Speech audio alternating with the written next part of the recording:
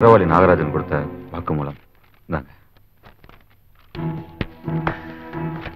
இது ஜனாதிபதி கொடுத்த கருணை மனுவுக்கான ஒப்புதல் கடிதம்.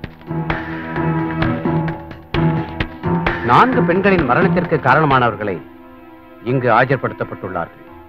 4 பெண்களின் மரணத்திற்கு காரணம் நீங்களும் தான் என்று மனதார ஒப்புக்கொள்கிறீர்களா? ஆமா சார். உங்கள் தரப்பில் ஏதாவது ஆட்சேபனை இருக்கிறதா? குற்றவாளியாக கருதப்பட்டவர் ஒரு இன்னசென்ட் விக்டிம் என்பது தெளிவாக இருப்பதால் சத்யா குற்றமற்றவர் என்று நான் ஒத்துக்கொள்கிறேன். சார், இந்த நேரத்தில் நான் சொல்லிக்க ஆசைப்படுறேன். குற்றவாளிகள் தண்டிக்கப்படலாம், நிரபராதி தண்டிக்கப்படக்கூடாது.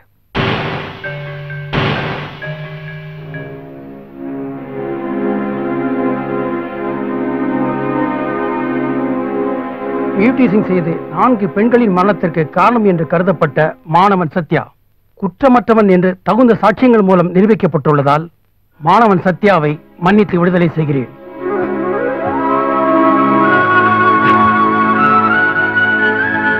ஈவ்டீசிங் குற்றவாளி சத்யாவின் வழக்கில் புது திருப்பம். உண்மை குற்றவாளிகள் பிடிபட்டனர். ஐயோ, எவனோ தப்பு செஞ்சிருக்கான். அது தெரியாம டீச்சர் அம்மா பையன் மேல சந்தேகப்பட்டுட்டோமே. என்ன அப்ப இந்த குற்றத்தை எவன் நான் பண்ணிருப்பான்? அதான் தெரியலையே சார்.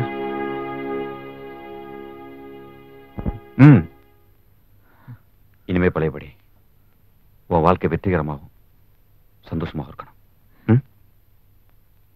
போகும்போது சைன் பண்ணிட்டு அதை செயினை வாங்கிக்கோ. சரி சார். இந்த ஜெயில் வாழ்க்கைய ஒரு கெட்ட கனவா நினைச்சு மறந்துட்டேன். சரி, உனக்கு இனிமே எல்லாமே வெற்றி தான். ஜெயிச்சுட்டே இருப்ப. போ, இங்கெல்லாம் வேண்டாம். போ.